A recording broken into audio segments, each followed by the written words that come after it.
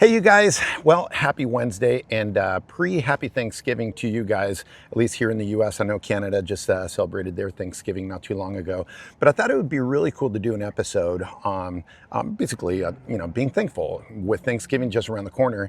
And there's tons of things that I'm thankful for, but one of the biggest things that I'm thankful for are the friendships that we have in our lives and the people that we meet, because we never know where that's going to go. And I thought this would be a great story to go ahead and share with you, because it's kind of well, I don't know, the best word that probably describes it is serendipity. So you guys enjoy this one. It's going to be a lot of fun, so stay with us. And as far as being thankful, thanks in advance to you guys for watching. So here I am with my buddy Michael.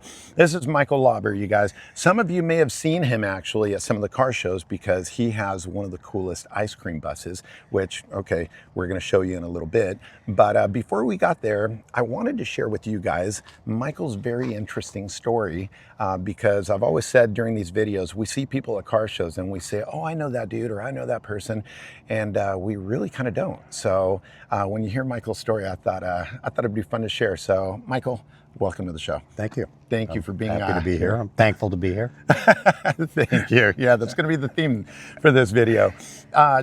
Michael, tell everybody how, tell me your story, because, and I don't want to like give it away, but with one word, but tell everybody your story. I think what you're alluding to is the fact that my family was in the circus business up until 1988.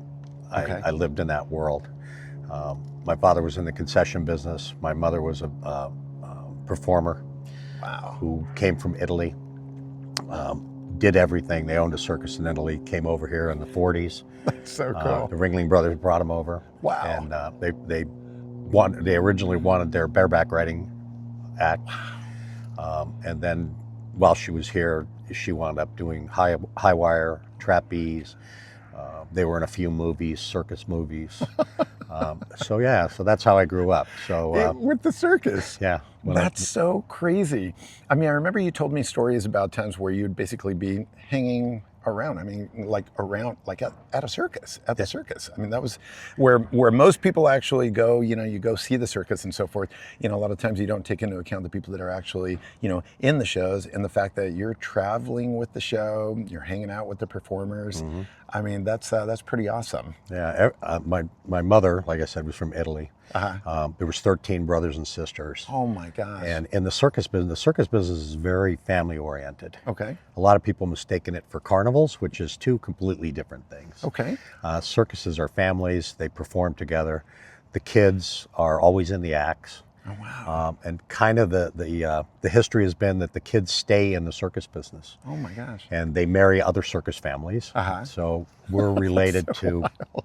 I can't even tell you how many different families in the circus world, but probably more than 50% of the families that are in the circus world we're related to through cousins and whatever. But that's cool. Yeah. So when I was young, that's what we did. We traveled with the circus, and when I started school, my mother stopped performing. Okay. And she would stay home for the winter months. Okay. And my father would go out on the road doing whatever he was doing. Wow. In the concession world. Uh-huh. And then when May came, we always took off at the end of May, and I'd have to do extra school work to be able to get out a little bit early. And we would travel up until August, and then come home and start all over again. Wow. So, yeah. And so you were traveling throughout the U.S.? U.S. and Canada. U.S. and Canada? Yeah. Okay. And my father, like I said, was in the concession business, so he handled all the food and the souvenirs. So I started working at a very young age, probably 6 or 7. I was doing something, helping people, and I continued that until 1988. And then health issues with my mother got us off the road, and then I wound up doing something else. But that's incredible. Yeah. That is incredible. And obviously the line of business that you ended up going into was still related somewhat to that, wasn't it? We used to buy merchandise, novelties from a company in Seattle, Ace Novelty. And the guy got to know me pretty well and kept on offering me a job. And so when my mother got sick, I knew I was going to be around for 6 months. My brother and I both had the concessions on 2 different circuses. Wow. And so we got together and said, look, we'll stay home for the next 6 months. And yeah. So I called the guy up. I said, I need a job for 6 months. He said, okay, you got it. And that was selling stuffed animals to circuses and carnivals. And, no way. And I never left. Wow. I wound up, he sold his company. I went to another company where the founder had passed and ran that company for a couple of years as president of the company. And then the owners invited me to buy in, nice. which I did. And then eventually I wound up buying them out. And yeah, so for 25 years, I'm going to give the company a little plug. It's Fiesta Toy. Okay. Great stuffed animals. Yeah. And I sold it a few years ago. That's so cool, man. Yeah. I mean, it's just mind-boggling that you started working at such a young age. Yeah. Which is awesome. But it's normal in the circus business. Yeah. When you go and you see the acts, there's little kids performing, and my mother never wanted to teach us how to perform. Really? Yeah, she was, okay. Like I said, she was one of 13. They owned a circus in Italy. And when she started doing bareback riding, they hired a teacher. No one in the family taught her. They hired a teacher to teach her. And she remembered getting hit with the whip every time that she did something wrong. Wow. Because it was dangerous, and they give her a little snap. And she never wanted to do that to us. So, so we gravitated towards the concession end. So. That is something. It's incredible, just parents and just the forethought that they have, and obviously how they do certain things so you won't have to, let's say. Yeah. But that's awesome. I mean, it definitely taught you a work ethic for sure. Yeah. So that's pretty neat. So, and then obviously from there, I mean, the rest is history, how you just kept going on and sold the company. And but I think you're still kind of involved with it, huh? Not so much. The company I sold to hired my daughter. Okay. As president of the company. Keep that in the family. she kept me around for a little while, and then now I've been booted to the curb, which is fine. They do things differently. So, but I still try and stay involved in in certain ways. So. Oh, that's neat. That is very cool. So now, one of the things that I wanted to share with you guys was how you and I came to meet, because it was very, very interesting. We're here, by the way, we're here in Dana Point. It's a beautiful day in Southern California. Awesome weather. You would never think that it's toward the end of November. Yeah. I mean, shorts, nice casual. Yeah, it was 51 this morning when I got up. Yeah, I think it's like in the 70s right now. But there was a show not too far from here in San Juan Capistrano, and I took the high roof ambulance, and we were actually doing it at the dealership. And I remember you walked by, you started looking inside the high roof, and you're like, oh, hey, I've always wanted one of these. And I thought, oh, cool, so a little small talk and so forth, and then we parted ways. And then fast forward, and we go into another show, and I thought it'd be fun to take ladder track, and then he recognized me, I recognized him, and this was like months later. And but just prior to us meeting, I just committed to buying a couple buses over in Europe that I thought would be really cool. Well, Michael walks up and he said, "Hey," he goes, "You're the guy with the tall bus." And I said, "Yeah." And he says to me, "Hey, I'm still looking for one of those." And I thought, wow, yeah, this guy really does want one. And I'm like, why do you want one so badly? They're a little scary to drive in the wind. And he said, well, get this. And you said to me, I want to turn it into an ice cream truck. Yeah. And I thought, wait, what? And so I had the photo of the 2 ice cream buses while they were still on the other side of the pond. And I said, well, look at this. And I remember you go, well, what the hell is that? And I said, these are 2 buses that I committed to buying, but I just want this one. And he said to me, he goes, well, what are you going to do with the other one? And I said, hopefully sell it to you. And so, yeah, you ended up getting it. It didn't take too much convincing. Yeah, no. I went home from the car show and told my wife, I think I just bought a Volkswagen ice cream bus. So it was awesome. It was super cool. And he did. And what's the name of your ice cream business? I forgot already. Yeah. High top Creamery. Yeah. Sorry about that. Yeah. Dana Point High Top. I had Creamery. high top and high roof. I like how he went plugs back the other and forth. businesses, and when it comes to his own, he's like, "What is the name of it?" It's actually not a business yet. So, but it's official though. It is official. Yeah. It is official. So it is legit. You know, the logo's done. But here's done. something that he probably won't tell you. So I'm going to go ahead and spur it here. Since you've had it, tell me just a handful of some of the things that you've done. I know that you and I, we were on the Huntington Beach Pier, and this is one of the most generous guys that you'll ever meet. One of the nicest guys too. But I mean, seriously, man, how many events have you done? In fact, you've done some here in the cul-de-sac. Yeah. He basically, you guys, in a nutshell, he goes and spends his own money, fills up the bus with ice cream, popsicles. God, what else have you guys done? Yeah, that's it. Just ice cream, and sometimes I'll dip ice cream in there. Sometimes I just go buy packaged stuff, depending on what it is. And give it away. Yeah, which is cool. And didn't you have one of the little kids come up to you one time around here and said something like, "Hey, it's my birthday. Can you bring your?" I've actually had the parents say that. Oh, really? Yeah. Of course, nice. You know, so I've gone to a few birthday parties here. The cul-de-sac that we're in now, when I first got the bus, this is a really cool neighborhood. We have there's a neighborhood chat, and so I told my wife, I said, "Hey, put on the chat. We're going to do an ice cream social on Friday night." That's so cool. So we came up here and parked, and I dipped 200 and over 200 ice cream cones that day. Wow. And, wow. Yeah. That is very, very cool. But, and I can tell you guys this because this just happened recently. I got a phone call from a gentleman back east interested in buying an ice cream bus. He reached out to me and said, "Hey, I'd like to buy your ice cream bus." I said, "Yeah, sorry, mine's not for sale." I said, "However, let me talk to my friend Michael." Said, "I don't know if he might be interested in it." And he had an opportunity to go ahead and sell it. And you guys, when some people are into the hobby and enjoy it for what it truly is, this is one of those guys, because he turned down the opportunity to make a pretty good grip of money. Yeah. And yeah, you turned it down. And you said to me, you said, let me sleep on it. And the next day you called me and you go, "You know what, Eddie, I really enjoy what I do and giving ice cream away, and I'm enjoying it too much fun. So tell the guy, no, it's off the table." I don't know if I told you this part. That day, we had a friend from North Carolina in, and she had never seen the bus. And so I said, "Come on," Barbie is her name. I said, "Come on, Barbie, get in." And so we went to the store. I got ice cream.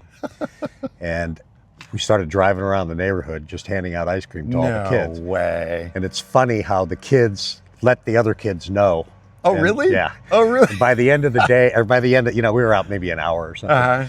But there was kids looking for us on their bicycles. Oh, no way. Going up and down. And That's funny. That is funny. I think we're going to need to go ahead and get some music for that thing, she told me at the end, she heard the conversation I had with the gentleman in Florida.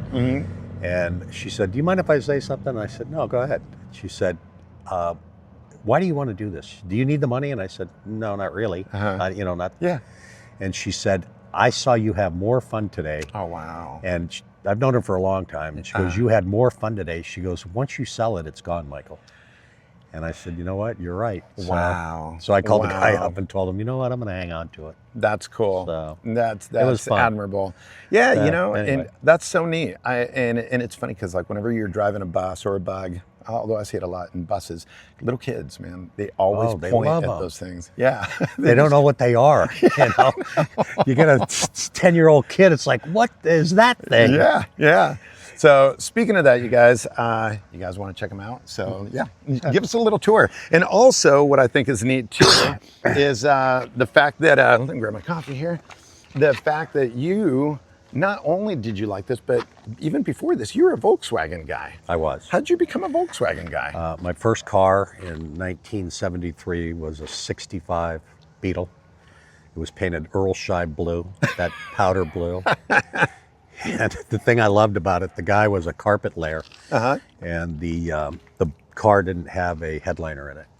So he got blue shag carpet, and he glued it to the top. It was perfect in there, And so I had the blue shag carpet in the, in the car. I love it. For people that don't know or not local, Earl Scheib back in the day, and it's funny because I remembered it when he would say, "I'll paint any car for $99.95." No, it used to be $29.99. I think. Yeah. I mean, dude, that's insane. I'm older than you. Actually, I'm going to go back and check because I think it might have been $19.99. I'll paint any car for $19.99. How could you paint a car for? Although it was funny though, because they didn't mask anything except the windows, right? Yeah, Yeah. The windows were masked. Most of the time, the rubber matched the car. That's pretty funny. Yeah. That's awesome. So that was your first car, huh? That was my first car. Yeah, I paid $500 for it. Wow, a 65. Yeah. Now, the convertible behind us here, what year is this one? This is 64. Okay, 64. Yeah. All right. So my wife was retiring from her job, and we had had a couple convertibles before. Okay. And I saw that, and I actually saw it. It was in Laguna Beach on the street. No and way. I waited there for an hour for someone to come out. No one ever came out. And then I saw it a couple days later in an advertisement for a car dealer in Laguna. And it was the same car? The same car. Wow. Yeah. So I drove over there and nice. Picked it up, probably overpaid for it. The motor crapped out on the way home. That's the worst, man. Yeah, that's the worst. I wound up putting a new motor in it, but I'm happy with it. She loved it, and oh, that's cool. And it's funny because I remember not too long ago, I think earlier this year, didn't you say that the car, and I think I've got pictures that you sent me, the car kind of got shanghaied. You were down at the beach? Yeah. And what happened, man? I was at the beach taking pictures, and there was a photo shoot going on. And there was probably, 15 models there. And there was a ton of photographers. At the beach, models, you guys. There was a bunch of photographers, which was really weird. I'm like, what is this for? And so as I was pulling out, one of the photographers goes, hey, that's a pretty cool car. And I go, you want to use it for your shoot? And he goes, sure. So there was 3 or 4 girls were climbing all over it. Did you drive away while they were still in it? I tried. I got halfway home and I said, how am I explain this to my wife? That's pretty funny. Yeah, so that was pretty cool. So the guy, I said, do you mind if I take pictures? Nice. And it turned out it was a photography club. And no these way. photographers get together and they hire models in different areas and just take pictures of them. And I guess they post them on their site to try and get the pictures sold. So that seems like a really good gig. Yeah. So drive around, you guys, in your car and find girls to shoot photos. That just seems a little sound too like easy. a pervert. Yeah. Not at all, Mike. Not at all. Anyway, let's take a walk around the cars and check these out. So this one at 64. 64. And, dude, you have a Brody knob on it. How funny. Pardon me? Yeah, they call it Brody knob. Yeah. Which is neat. I was just coming back from Arizona actually and passed by a truck stop and they actually had those. It seems like the best place to get those. This thing is neat. This thing is really, really neat. And you use this thing a lot. You cruise around in it. Yeah, all of our cars, I drive probably 2, I have a couple cars. I drive 2 or 3 every weekend. So, so being in a Volkswagen, so you've got the 64 Vert, you've got the 67 Ice Cream Bus, and then you also have another. I have a 63 Ragtop. Okay, so 63 Ragtop, and then you guys, he also has a Porsche. What year is that? I actually have 2. You have 2? Oh my God, dude. I've got a 67 911 soft window Targa, which is a pretty rare car. Yep. And I have a 64 356 SC convertible. Nice. Nice. Very cool. Yeah, that one I bought from the original owner. Oh, and wow. It was the amount of paperwork, and she saved everything. Wow. She bought the car new on a Treffen trip to Germany. Oh my gosh. And I have photographs of them getting off the airplane and at the Porsche party, and they let them. We got to do a video on that one, you guys. Yeah, if you're down to do that one, let's do that one. That would be really cool. That one, the history on that car is phenomenal. That's amazing. Every time, it was a daily driver for her. Really? It's got, and the only reason I know this is because she kept a log of every time she got gas and anything done to the car. The car has over 400,000 miles on it. Wow. And it's wow. It's pretty cool. It sounds like it. But I wanted to share this with you. Yeah. So this was one of our neighbors here in town. Okay. Happens to be an actor. Wow. His name is Tom Wilson. He played Biff in Back to the Future. And very cool. He calls Mark's geeking out. Mark, are you a big fan? Yeah. Debbie and I were going down to the beach for a little car show on Doheny. And he was riding his bike, and I said, Tom, you ought to come down and look at these cars. And so he snapped a picture. And about 2 weeks later, he shows up at my house and goes, hey man, I painted this for you. And I'm like, wow. So Tom Wilson, look at that. So that was pretty cool. Yeah. That is very cool. And I love the way you got the detail, you know, in the reflection of the hubcaps. The reflection in the hubcaps. And just that's beautiful. So, anyway, and look at it, not even on the back. It's look at that. Oh, that's awesome. Yep. Thanks for the welcome and snow cones. Oh, that's so cool.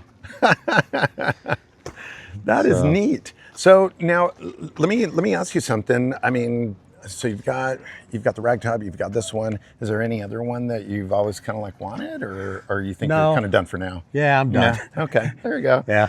I always try to say I'm done, but I'm not. I'm like, ooh, I like that, You know, maybe if I had more room. We can find you room. Yeah. Don't you worry. No, I think I got everything that I really, that I really like. No, so. This is awesome. Let's take a look at the ice cream bus. For a lot of people that don't know, by the way, this ice cream bus, you guys, is very unique. It's a 1967 ice cream bus. And what's really cool about this one is it started its life as a regular panel bus, 67 panel, but it was ordered with the cargo doors on the left-hand side, because they were going to go ahead and put the window on the right-hand side. And usually when you do like the Westfalia sales flaps, those are ordered with cargo doors on the left-hand side. They're usually left-hand drive. And then you've got the big thing that opens up on the right-hand side. But this one's pretty unique. They're, I mean, very, very unique. And then they went ahead and put the top on it. And I mean, it was the size of the cooler of this thing, which is awesome. And you went ahead and you got it all working, huh, with the inverter? Yeah, and everything? it was. Yeah, the freezer. It's a 230 volt freezer. So I have an inverter and a converter. Okay. So I can go from 12 volt to 230, 110 to 230, or plug it straight into a 220 plug. Okay. And it works. This is really, really neat. So the fact that it's a walkthrough, you guys, take a peek. It's pretty well set up. So this is a lot of fun. I mean, when you get in this thing, man, and you start scooping ice cream, does it just like transport you to like a different world, or what goes through your head? You know, it just kind of makes me happy. You know, the reason I wanted to have an ice cream business is, first of all, I like ice cream, but but when people go to get ice cream, you're not taking all their money, but you're making them really happy. Yeah, yeah, that is true. And, that is true. I mean, how can ice cream not make you happy? I have a surfboard in there that I use for a menu, and it. Oh, do you really? Yeah. All right. There was a menu on it, and I erased it, but this saying I saw years ago. No way. And it was it resonated with me. So that's pretty neat. So typically really we'll just write what we have available, and then we put this up at the front. That's smart. That's really smart. Yeah, it's just chalk tape. Yeah. So. Oh, that's awesome. I mean, people must come and just want pictures taken with this thing. All the time. Yeah. And, the thing, it was kind of interesting because I've taken it to some shows, right? And I noticed that all of the little placards they give you all say, don't touch, please don't touch. Right, that's true. Yeah. I encourage people to get in here and take pictures out the window. That's neat. So if we see kids, I'll open up the windows. I say, okay, get in there and pretend like you're serving ice cream. And they have a blast in there, That's awesome. Then, yeah, you're right. You're absolutely right. I mean, they're not going to hurt it. Yeah, right. So. Exactly. No, that is neat. It's impressive the amount of windows that this thing has up above here. I mean, it definitely lets quite a bit of light in, which is neat. Now, the other thing that I like too is the fact that Mike saw me driving one time with the Belgian license plate, and he said, "Eddie, how do you do that?" And I said, "I just do it," And I don't know. And you're like, "Okay, cool." So you check the other one. Yeah, my license plate's in there. So I figure if I get pulled over, if a cop wants to give me a ticket, I'm just going to tell him, "Hey, I think you told me this. Hey, I'm going to a show," and Yeah. And if he really feels bad enough to write me a ticket, I know. Or just give him an ice cream, right? Yeah. Now this is neat. I love this thing. I think it is the coolest thing, and I love just the fact that you can come up here and. I don't know. Let's see, Mike. Come on around. Let's see what this is. We'll role play here. It's like, excuse me. Hi, are you open? No. No. Okay, good. Dude. And now, what about the rat? That's my little mascot right there. Oh, that's awesome. Kids love to see that guy hanging there. They don't notice it at first, and then like, oh my gosh. Yeah, maybe they don't want the ice cream. Yeah. So. Oh, this is neat. Well, seriously, man. I mean, congratulations. Thank you. Thank you, Eddie. Thanks absolutely. For finding these and turning me on to it. No, absolutely. That's why I was saying, you guys, that it's just definitely serendipity to think that, we met over just a quick conversation. And then you said, hey, man, I think I want to start an ice cream business. I thought, what? Yeah. And then these. And since then, you've been in Volks World magazine, Hot VW's magazine, even the French magazine. I mean, it's like, oh my gosh, it's definitely popular. And I'm glad that you decided to keep yours. So there's going to be some fun events coming up. In fact, I think you were even telling me that, hey man, for next year for the revival, right? Yeah, you're going to be there. So you guys, if you missed the first revival show, definitely go to bugin.com. I'll put it on the screen and start making your plans, because that show was off the charts cool. So next year's going to probably be even bigger, I would think. And then Michael's going to be there giving away ice cream, and maybe I'll drag mine too. Yeah, that'd be cool. Need both of them together.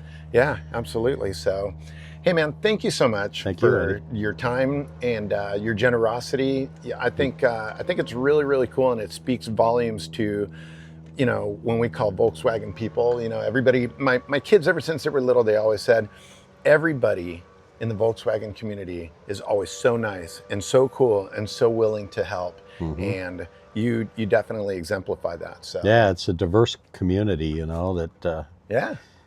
But definitely the coolest. You're right. Yeah, it is. I think the coolest. For sure. I think it's funny. Like, people go to, some of the hypercar shows, or some of the higher end car shows, and they always say, "Man, everyone's so stuffy." And then you come to the Volkswagen shows. It's like, no matter how old you are, what your background is, everyone's just accepted, all because of the love of these cars. So yeah, I appreciate going to the shows, and when the younger guys come up. And they really want to talk about them, and they're interested what motor you have in and what you're doing here and what is this. And, so that makes me happy that that this is going to continue on. Yep. So it definitely is. Well, you guys, there you go. Like I said, happy Thanksgiving, you guys. Hopefully you guys have the opportunity to go ahead and see Michael at the next show, or just driving around, especially here in Dana Point, California, giving away ice cream and bringing lots of smiles to a lot of people's faces. So happy Thanksgiving. Thanks, dude. Happy Thanksgiving to you too, man. Thanks for watching, guys.